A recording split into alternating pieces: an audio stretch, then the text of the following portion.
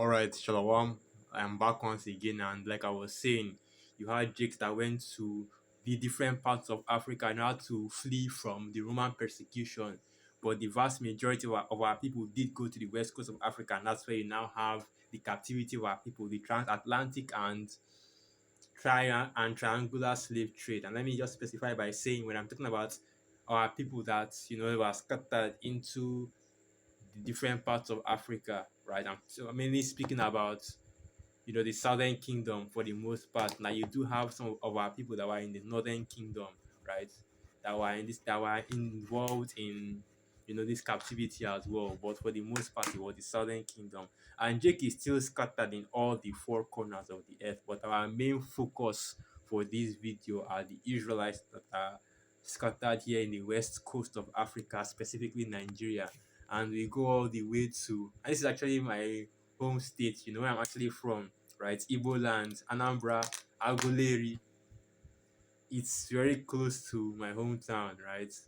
But that's just how it is with here in Nigeria, man. This is not really that far. This place isn't really that far. This is like a 6 hour drive from where I'm from, Lagos, where I'm living right now. Anyway, continuing on. What's up, family? This is your man, not your boy. Go Black to Africa. So, I made it to my destination down here in the Igbo land of Aguleri. Precisely. Also remembering that the word Igbo, right, it goes back to the word Hebrew.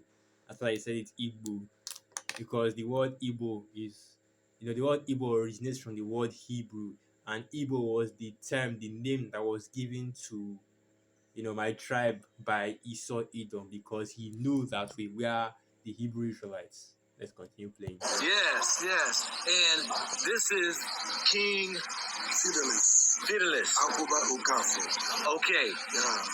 He is a king, a representative in Igbo community in the Republic of Guinea. In Guinea. Yes. So I was in Ghana, and the king there of the Igbo people in Ghana, yes, he connected me with the king here, who would show me around and kind of also introduce me to the king that's of all the Igbo people. Yes. What is his majesty? His Majesty Chukwemeka Eri. Chukwumakwa Eri. Yeah, for the 34th. He's the one sitting on the Eri throne. He's the one sitting on the Eri throne. Yeah, the Eri is the fifth son of God, and God the seventh son of Jacob. Now hold up. Yes. You probably didn't catch what he just said. Say that one more time. Oh, good. What I'm saying is, he is going to meet the king.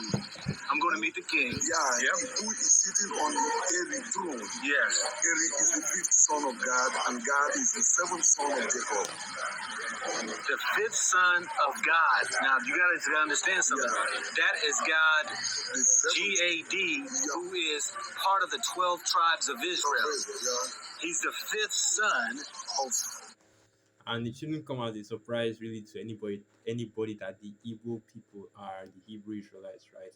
But the issue that I have is this history, because the history is not consistent with what we see in the scriptures and what we see in Bible prophecy. The Son of God, Eri, could not have been the progenitor of the Igbo people, because he did not leave, neither did his seed leave the land of Egypt after they went there and after Jacob Jacob died. Okay, that's the issue that's the issue that really arrives here. But yeah, he did say that you have this Igbo, you have an Igbo king, and Igwe, which there are a lot of Igbo kings out here, man. Every community, every township, village has their own Igwe, which is king in Igbo, okay. But he's saying that the general major, not really major, but the king of the global Igbo community is Chukwuemeka Aguleri, right? Which I can't confirm or deny that just yet. This is actually the first time I'm hearing of it. But because even my own village, we already have our own king. Anytime you want to buy land or do anything out in the area, you have to go and visit him. And I went to his house one time like that, but he wasn't really around because a lot of these, even these kings here in Nigeria, man, they are wicked as hell, right? That's why the scriptures say, and let me get that precept real quick. And this shows you, man, that they are this, that, let me just go to that. Let me just go to that.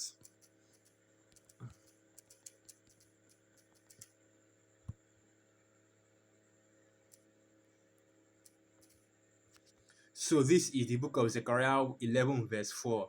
Thus saith Yahweh my power, feed the flock of the slaughter, whose possessors slay them, and hold themselves not guilty. And they that sell them say, Blessed be Yahweh, for I am rich, and their own shepherds pity them not. Yeah, like I was saying, the Igwe in my land, in my village, right? He traveled out. He's living in, I think he's living either in the UK or the US, right?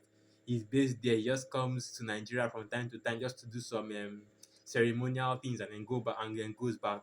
And it's the same with the majority of the traditional rulers here in Nigeria. All your obars and your emirs, their family don't live here in Nigeria, right? And that's how a lot of the politicians and leaders of Africa behave, where they have all this property in the Western world, while they leave their own land desolate and destroyed, and just keep reaping the benefits of the of spoiling our people. But let's continue playing once. There's not really much else to play in this. I can skip to another video, but I just want to continue playing so I can hear everything from his mouth direct when he says that, this is what they say, or where they say their Israelite heritage comes from, right? Which isn't actually the case. God. Of God. Why God is the seventh son of Jacob. So God had his fifth son was Eri. Yeah. And Eri is The father, the progenitor of Igbo race. of the Igbo race. Yes. So we are here in Igbo land, and they're going to show me around. Yes. They're going to introduce. And there you had it. And there you have it. He said is that basically God's son, right, is is the father of the Igbo race, meaning that he and his direct descendants, his son, his son's son, they were all the progenitors of the Igbo race. And he's saying that this God's son Eri is the first king of Igbo land, meaning he was here in West Africa. And if you go on and watch the rest of these videos, you can see multiple videos going into the same thing, right? The Igbos being Hebrew Israelites. You will see all the claims they make. They'll say that, oh, the Star of David is actually from here in Igbo land, right? And eventually lead on to say that Jerusalem is really, let's just play the video. So that you can hear it from their own mouth rather than mine. All these parts. Land. And many people have believed that they have basically copycatted those Jewish people there that they call Israel when it comes to them wearing their shawl, whether it is the Star of David or even the menorah.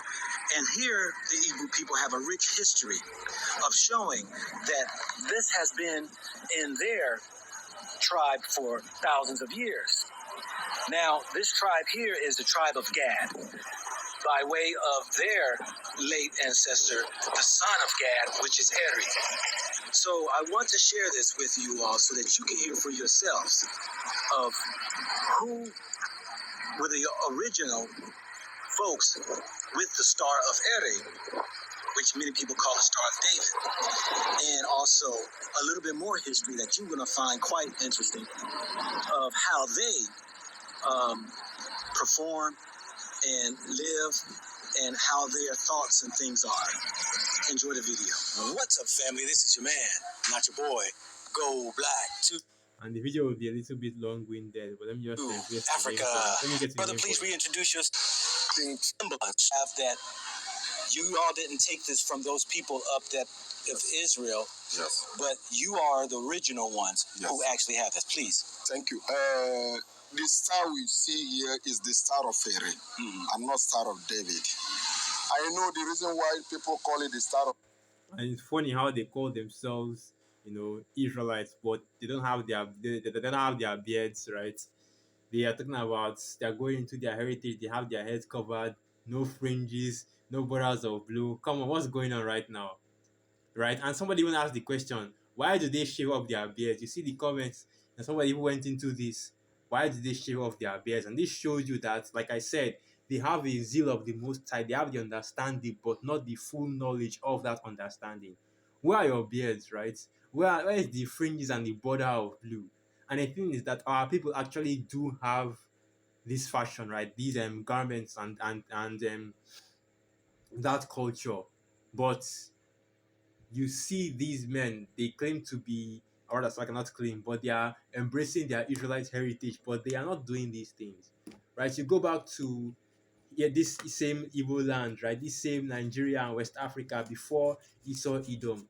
Every man had his beard, had the garments on, even had, there were even some tribes wore fringes, but they don't do that anymore, right? Now it's all clean shaven, like you see here. So let's continue playing the video. David is where, because David is closer to the Western world, but here we are far from them. The Star of Eri is originated from here, and the proof is that when I tell people that I spent 8 hours in traffic last week, they think I'm a this. And the thing about this is that they also said, and I don't know where the timestamp is, but they also said that they share, that basically they are Israelites, just like, and they see that they see the small hearts are also Israelites, right? So they are saying that the small hearts are their brothers, of course they are, but what they are saying is that they are brothers, fellow Israelites, fellow tribesmen, which shows you that they are going off because they don't have that full understanding of who the Israelites are and who the people that say that they are Israelites but are not are. So let's see. Star of Eri is originated from here, and the proof is that Eri was before David. Eri was before David, and this star is here, where we are standing here. I'm not going to go into this This further down. star, this space is Eri. If we are discussing something and it comes to be that is hard, tell it. I'm not going to get into it further down. I call this a Shaw.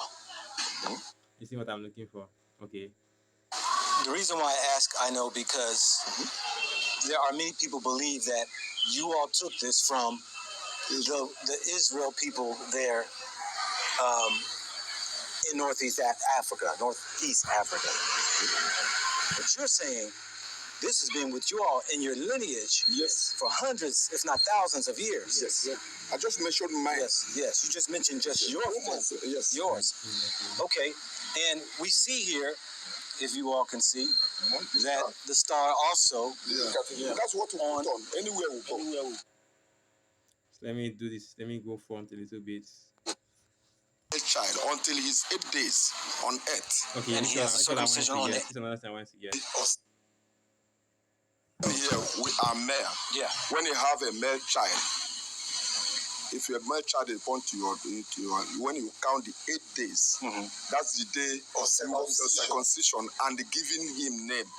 You can't pronounce a name to a male child until he's 8 days on earth. And he has a circumcision on the 8th day. Yes, 8 days. According to the Igbo tradition. Yes. Okay. That's reminds you of that and that 8 days is what is represented here. Yes. We're getting some. And I think this. Hold on. So what I want to do first, I want to go and get that precept that it says that you have to circumcise. And that's the law right there. After 8 days, you must circumcise your child. Right. Let me go to that. In the 8th day. No. Okay. 8th day.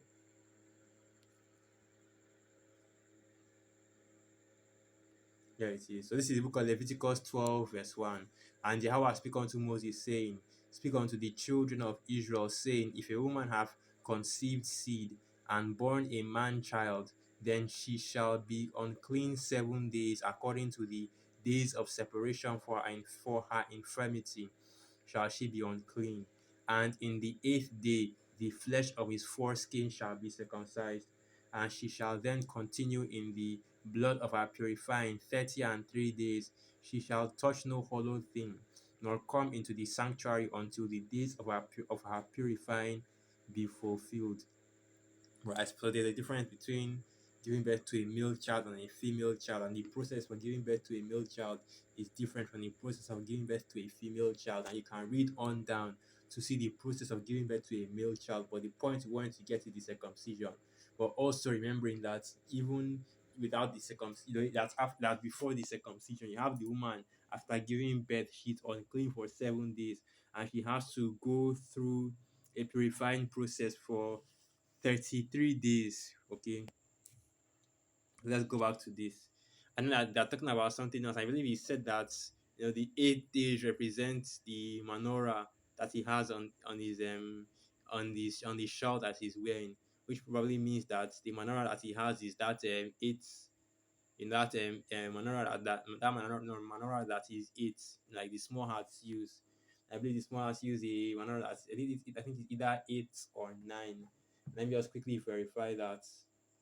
But the actual number of candles is supposed to be 7, right? The 7 candlesticks. That's how many, that's how many.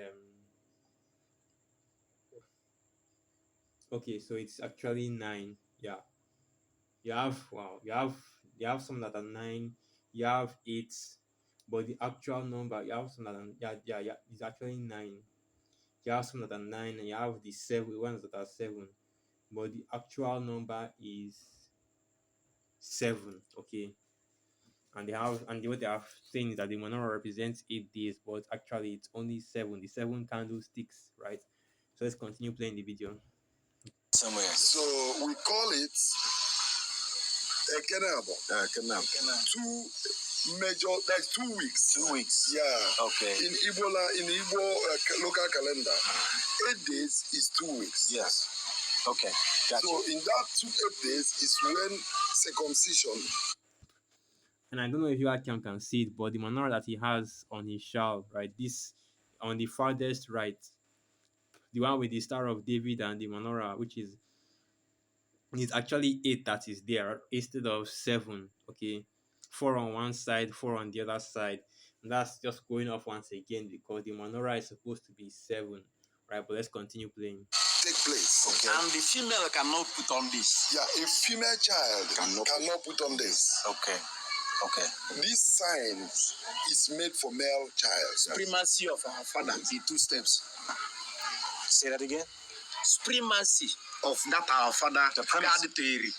Yes, God. The major part of it is God. I'm trying to just let me just play the next video since that one is already finished. This is it right here. This one. This is the last video. So let me play this with the weights, because because over the course of multiple videos, they said multiple things, and we have to go into all of it. Okay, but the major gripe that I have is that it is idea that all Igbos, right, come from the tribe of God, specifically his son, the son of God, but that's not the case, right? Because that isn't historically or prophetically accurate. So let's continue. And you have all these false information, right? And these false doctrines that are going out here, and people believing in all kinds of things. But let's continue playing once again.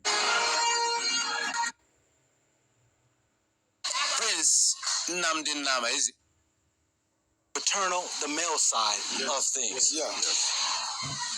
Why is it that y'all choose the paternal side, and what does that signify? Let me start with this. Sure. We are the children of Abraham. Abraham begat Isaac. Mm-hmm. Isaac has a mother, but we don't mention his mother. Mm-hmm.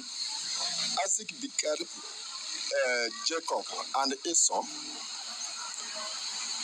Jacob begat God. Mm-hmm.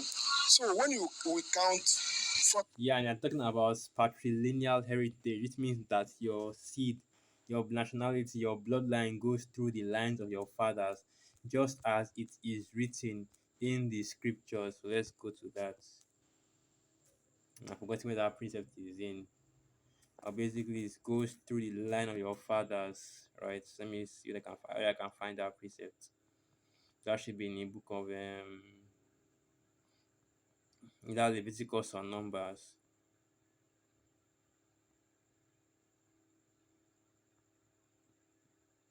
Here it is. So this is the book of Numbers 1, verse 18. And they assembled all the congregation together on the first day of the second month, and they declared their pedigrees after their families by the house of their fathers, according to the number of the names, from 20 years old and upward by their polls. Right.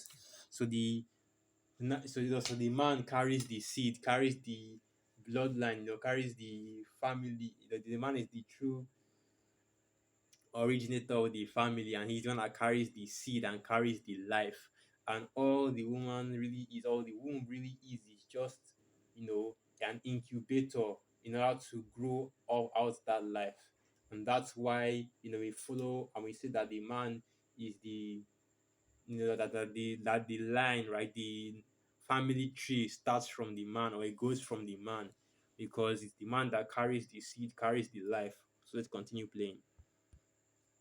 From the father, you are your father's son. In my father's house, we are 12 male and 1 female. Okay. The female has gone out. She has been given out for marriage. We don't come from mother because you are the male. And because you are the male, you represent your father. Okay. When you come from the female, who you have given out to another to marry outside. Supposing my younger sister is married to an Igbo person or an American. So I am from America. No, we come from the father. Because you represent your father and you have to live where your father was. That's why we claim to be Israel, whom we are. Because we know our grandfather is Jacob, and that Jacob is the man called Israel. You mentioned Gad, the tribe of Gad. Yeah. Yes. And he is the fifth son. Seventh son. The seventh son. Yes. Of Jacob. Yes. But Gad is the son of Eri. Eri is the son of God. Excuse me, Eri is the son of God. Yes. Excuse me. And let me say this as well. That's the reason why Jacob, our forefather, was able to have 12, well, really 13, but 12 children from 4 different women. And all of them were of the seed of Jacob, right? Because the woman doesn't matter, right? It's the man that does. And the family, the bloodline, the heritage, the nationality comes from the man, which is why we keep on telling you keep on telling you women out here that we do not need the Israelite woman, right, to repopulate the nation, but the elect women will still be delivered. Hey, let's continue playing. Yes. We've been talking about all these tribes and stuff. Yes. So These ads are killing me. These are I don't like playing YouTube videos. how do people want to refute that? How do you all know that you all come from the seed of Gad or Eri? Okay. A lot of things prove that. Even if you go, let me start from what you know before. When you go to the Bible book, from Genesis to Malachi, it's our own history. Okay. The history That's right. showed us that we are the tribe of God. When you go to the Bible book, Not that though, because there's no history in the Bible that shows that the Igbo people are from the tribe of God. So yeah, but as written, the Spirit itself beareth witness with our spirit that we are the children of the Most High Yahweh Hashem Yahushai. of Joshua, Joshua 22. I couldn't recognize the exact chapter. The tribe of God built altar of witness at the east of River Jordan, proving that they are not there. It is still today. What I'm saying today, it didn't remove it from the Bible. If you open your Bible now, you found out that the tribe of God are not in Israel. These people now called Israel. And you wrote about that, but what he's trying to say, let me just continue playing. Tribe of God are here. But the Bible says that the Gad was by the Jordan River. No, they built altar of witness at the east of River Jordan. Okay. They're not living there. Okay. They, And that's another thing that he also said, that the northern kingdom, right? So you had Reuben, Manasseh, and Gad, that they were living, I think it was west of the Jordan River, and the rest of the tribes are living more eastward toward the Jordan River. And there was a situation, right, where, let me see if I can get that precept.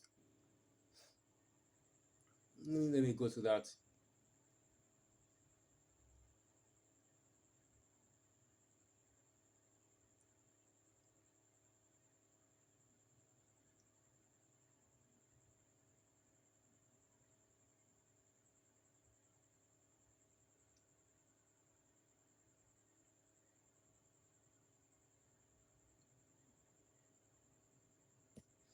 So that is the book of Joshua, the 22nd chapter.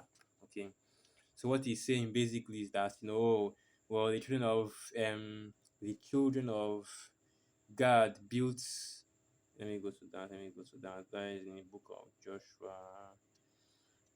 Now the children of God built this altar, right? But they did not live in the land of Israel, right? Which is basically from, it's basically the Middle East, for the most of the Middle East, but they did not live there. But instead they were living, here in the west coast of Africa, in Nigeria. But they built that altar just as a memorial, right? As a monument to prove that they are of the children of Israel. So this is the book of Joshua 22, and I'll start from verse 10. And when they came unto the border of the Jordan, that are in the land of Canaan, the children of Reuben and the children of Gad and the half tribe of Manasseh built there an altar by Jordan, a great altar to see to. And the children of Israel heard say, Behold, the children of Reuben and the children of Gad and the half tribe of Manasseh have built an altar over against the land of Canaan in the borders of Jordan and the passage of the children of Israel. And that shows you exactly, I give you the exact location where that altar was built. Now, Joshua 22, verse 12. And when the children of Israel heard of it, the whole congregation of the children of Israel gathered themselves together at Shiloh to go up to war against them. And the children of Israel sent unto the children of Reuben, and to the children of Gad, and to the half tribe of Manasseh in the land of Gilead, Phinehas the son of Eleazar the priest, and with him 10 princes of each chief's house, a prince throughout all the tribes of Israel, and each one was an head of the house of their fathers among the thousands of Israel. And they came unto the children of Reuben, and to the children of Gad, and to the half tribe of Manasseh unto the land of Gilead, and they spake with them, saying, Thus saith the whole congregation of Yahweh, What trespass is this that ye have committed against God, against the power of Israel, to turn away this day from following Yahweh, in that ye have builded you an altar, that ye might rebel this day against Yahweh? Is the iniquity of Peor too little for us, from which we are not yet cleansed unto this day, although there was a plague in this congregation of Yahweh? But that ye must turn away this day from following Yahweh, and it will be, seeing ye rebel today against Yahweh, that tomorrow he will be wroth with the whole congregation of Israel. So when they saw or heard that this altar was being built, they thought that it was a pagan altar. They were trying to build it up to some unknown god that the children of God, Reuben and Manasseh, wanted to worship. So now Joshua 22 verse 19. Notwithstanding, if the land of your possession be unclean, then pass ye over unto the land of the possession of Yahweh, wherein Yahweh's tabernacle dwelleth, and take possession among us. but rebel not against Yahweh, nor rebel against us in building you an altar beside the altar of Yahweh, our power. So let me jump down a little bit. So Joshua 22, verse 21.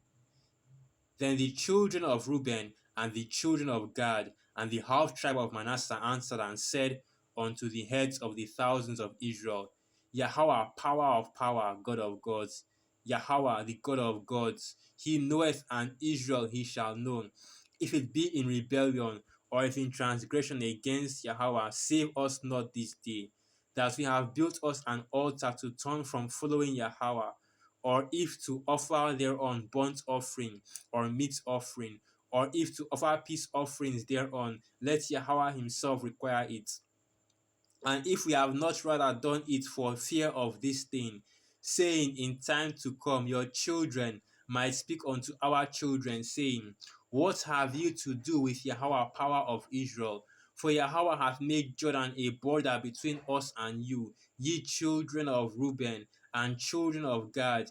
Ye have no part in Yahweh. So shall your children make our children cease from fearing Yahweh. Therefore we said, let us now prepare to build us an altar, not for burnt offering or for sacrifice. And the small hearts in the state of Israel, they don't really talk about the other tribes. It's only mainly Judah. It's like a Levi, right? It's only mainly Levi that they talk about. They don't talk about all the other tribes that are scattered throughout the four corners of the earth. But here in this truth, we have the 12 tribes chart that gives you a comprehensive guide to where the 12 tribes were scattered to in Babylon the Great, which is of course where the bulk of the prophecy will happen. And then you can just make guesses as to where the other tribes are or who the other tribes are among the nations. But for the most part, right, the most important, which is why the 12 tribes chart only contains, the tribes that are in the Americas, because that is where the prophecy is happening. That's the hotspot right there. That's the focal point of these of the Bible prophecy of these last days. So with that, let's continue playing. They're not living there. Okay. They are at the east of Omambala River. That's where we are today. So you saying Yes. that the Europeans changed the names, Yes, now. the locations, Yes. of what is the truth here? Yeah, yes. And you see what they are saying. Basically, they are saying that, the children of God left the land of Israel, which, as the scriptures say, the Most High Yahweh Shem Yahushai gave our people as an inheritance, and went all the way to the west coast of Africa to dwell in, which of course logistically makes no sense. But let's just keep playing. Yes. It is easy because I know when you remove time and space, America and Nigeria will be on the same table. Okay. When you remove time and space, America and Nigeria will be on the table.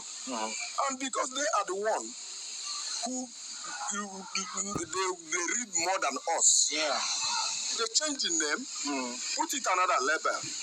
Because we know the Israelites are the east of Omambala River. That's where we are today. Huh? So that place, and it is written in the Bible that the tribe of God build an altar of witness at the east of River Jordan. But now it is River Omambala and not Jordan. Is what they. And now there's no need to do all of this. That's that doctrine of, Jerusalem is here in Africa, that kind of thing. But let's keep on playing. Built here? Yes, altar is there. The altar is there? Yes, now. Oh, okay. Okay. It's there now. That's why we call it a holy land. It's there. Okay. Yes. I don't want to get too far off of the paternal. Go on. And let me just say this as well. Omambala River, the river is talking about, once again, it's a river that is in my hometown. It's in Anambra. It's opposite a little bit to the river Niger, and the river Benue, which are the two major rivers here in Nigeria. Oh yeah, there's a river Omambala that's in Anambra, as in Anambra. That's where this video is actually being shot at, right? and this isn't actually very far from my hometown.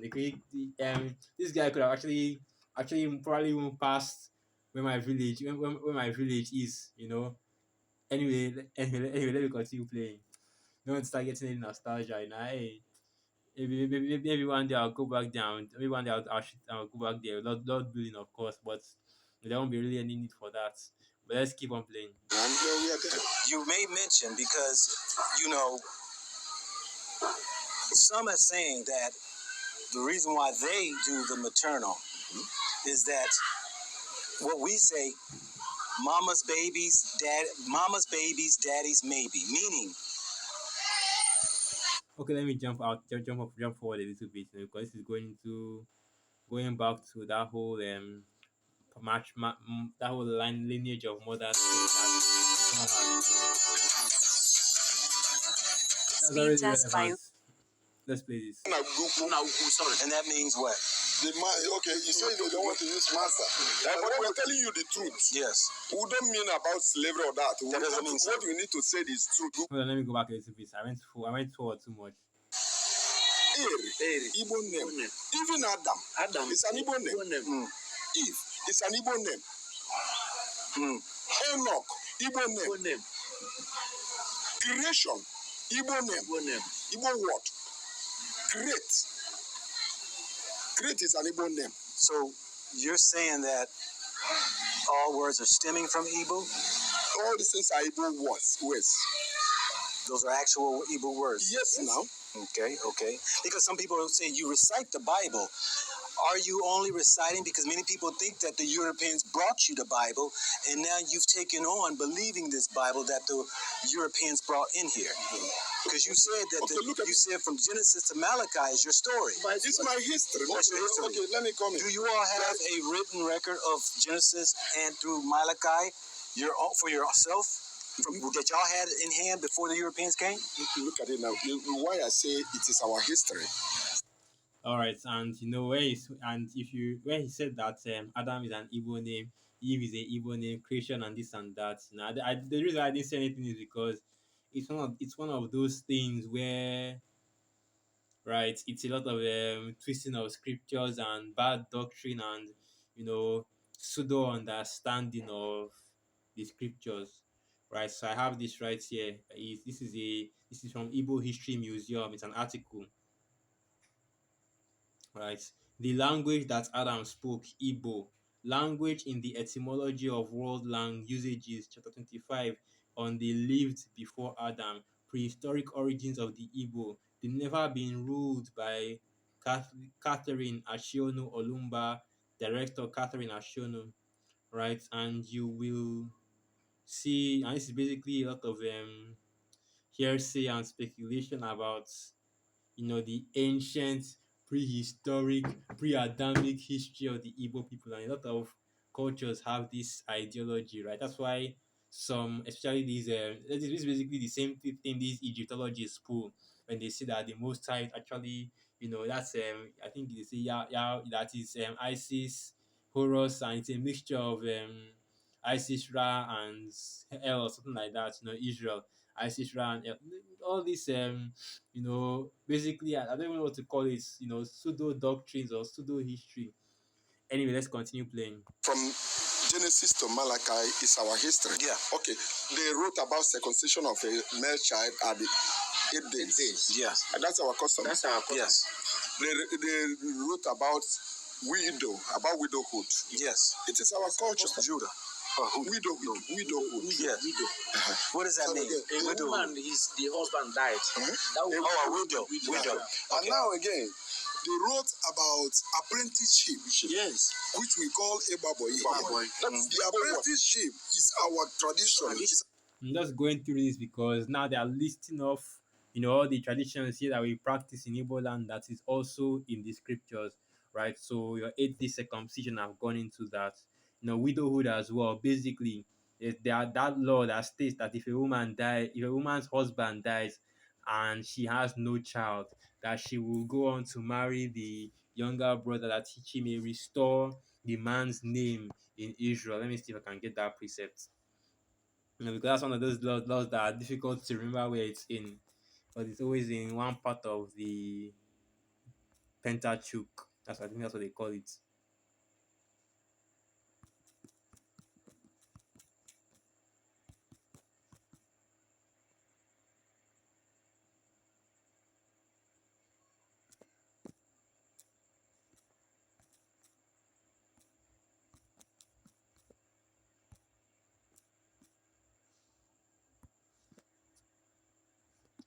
Okay, Deuteronomy 25 verse 1.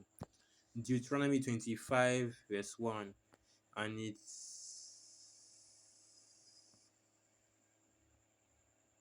okay, Deuteronomy 25 verse 5. If brethren dwell together and one of them die and have no child, the wife of the dead shall not marry without unto a stranger. Her husband's brother shall go in unto her and take her to him to wife, and perform the duty of an husband's brother unto her. And it shall be that the firstborn which he beareth shall succeed in the name of his brother which is dead, that his name be not put out of Israel. And if a man like not to take his brother's wife, then let his brother's wife go up to the gate unto the elders and say, my husband's brother refuses to raise up unto his brother a name in Israel. He will not perform the duty of my husband's brother. Then the elders of the city shall call him and speak unto him. And if he stand to it and say, I like not to take her. So yeah, this is basically going into that same that's what that widowhood is talking about, right? If a man dies and his wife, right, and his wife, his woman, if he dies having no child, his woman, his wife has to marry the younger brother. If not the younger brother, the next of kin, which is why if you go to the book of Ruth, that is the reason why Ruth married Boaz, and that's the reason why Boaz had to first, go to the next of kin of Naomi's husband and Naomi's husband, in order to ask him if he wanted to take up the responsibility of raising or bringing of basically raising or bringing back the name of Malion and Chilion. I believe that's the name that they had in the scriptures in Israel. And when he said that he did not, he gave that um so he gave it to Boaz basically. And that's why Boaz married Ruth, and eventually, he gave it to King David. And the same thing happened in the book of Maccabees as well. I believe the youngest of the Maccabees, there was Judah, there was Benjamin, I think there was Judah, Simon, and Jonathan. You know, and basically Judah and Simon died, and Jonathan was left. And when Jonathan had his children, he named them Judah and Simon again. That's why you see in the scriptures, Judah Maccabees dies, and then there's another Judah Maccabees now taking his place in the second. I think that's second Maccabees. That's because the youngest, raised up children bearing his brother's name, that his name will not be cut off from the land of Israel. And that's basically what this law is, and why this law is significant, right? But let's continue playing. It's our custom. It's our custom. You serve your master. After some certain years, your master will settle you. Yeah. You become your own. And this is another law that's in the scriptures. If you have an Hebrew servant, right? Let me get that precept. 7 years will he serve you. He will not go until like the heathen, right? Let me get that precept. That's basically oh wow boy, like you said.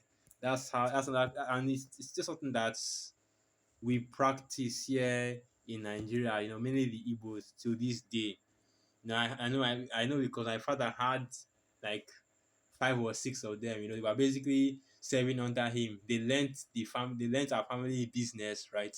And they started doing it themselves. My father gave them a little money, gave them a shop, and they started working and doing it themselves. Now they have their own business, they have their own family, wives and children and everything. And majority of them are very successful, right? Because that is the practice among our people. Even my father also served under his brothers. And when he was done with his serving, they gave him some money, right? And he became successful as well. And the same thing applies to, and the same thing, all my family members had to go through that process, Basically, if you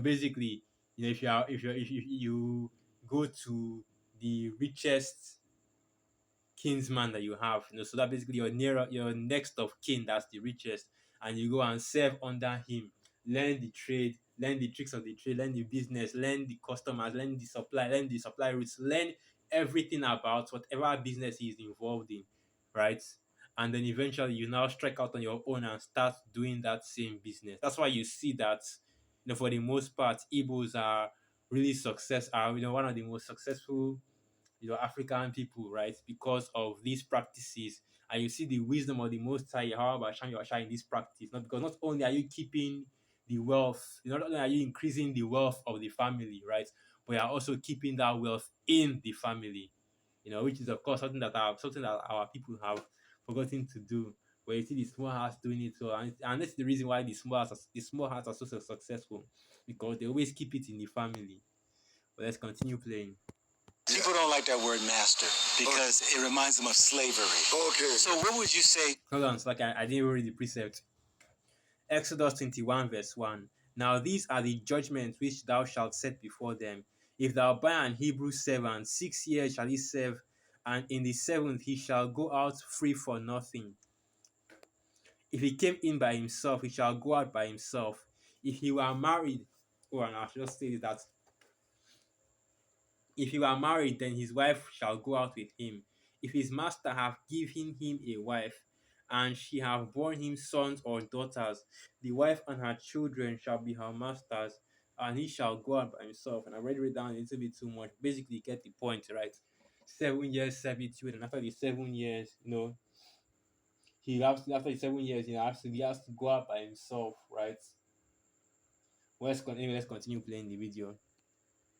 The rest of that part, the rest of the part, the way it says that, if he was married, then he can go out with his wife. But if he married while under the servitude, then he can't go out with his wife. That part isn't really,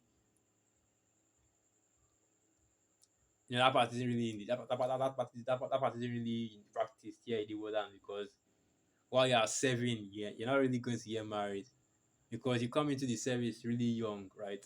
And then you live around your 20s. That's where you now start working, and then you eventually get married. So that isn't really done. So I don't really know whether that law is actually followed as well. But let's continue playing. People don't like that word master because it reminds them of slavery. Okay. So what would you say? Your boss. Your boss, okay. Or what other word would you say? You. Igbo language, Oga. Oga. And that, Igbo language. I wasn't about to say that self. The word I use is Oga. Anyway, sorry. And that means what? Okay, you say they don't want to use master. But we're telling you the truth. Yes. We don't mean about slavery or that. That doesn't mean what we need to say is truth. Yes. When you serve somebody for 80 years, that person will settle you. You will learn.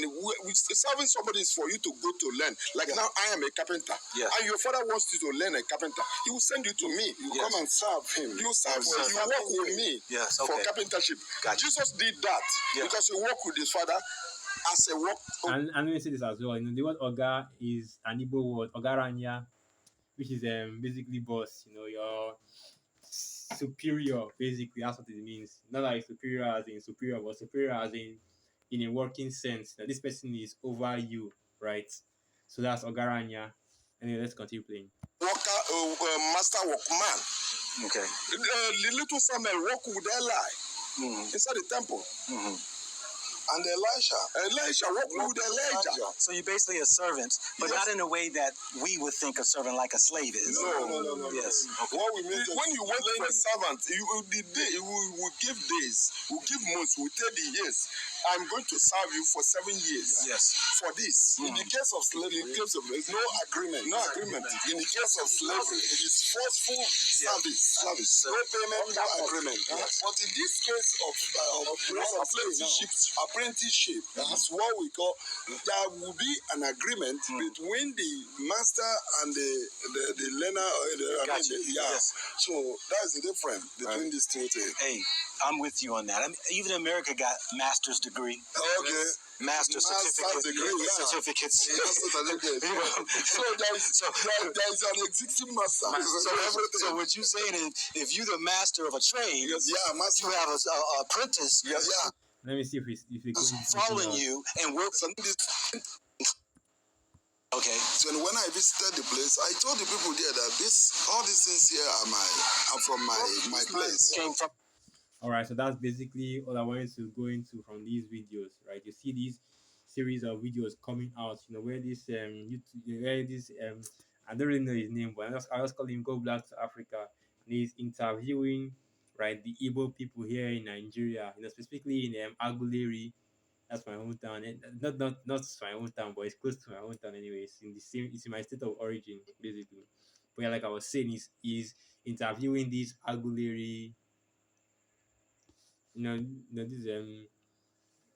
these men from Aguleri, and they are going into, right, the history of our people, or at least the history that or the history that our people claim to have, which is, of course, not the actual history. We are Israelites, but not by way of the sons of, or the son of God, the son of God Eri, the way that these people claim, but we are Israelites according to the scriptures, right? The children of Abraham, Isaac, and Jacob. You have various tribes that are, we have various of the 12 tribes that are scattered among the Igbos, right? It's not just Judah, it's not just Levi, it's not just Benjamin, but for the most part, the vast majority of Igbo people are the Judites. And it's not just the Igbo people that are Israelites. You also have the Yorubas, you know, and you also have other tribes here in Nigeria as well that are also of the Israelite heritage, and tribes all over West Africa, the same thing. So I'm going to end the video right here once again. All praises, honor, and glory unto Yahweh Basham Yahweh Basham Rakakwadash, Wa Abad Babal, and through the Spirit of Yakim and you are quite edified. Shalom.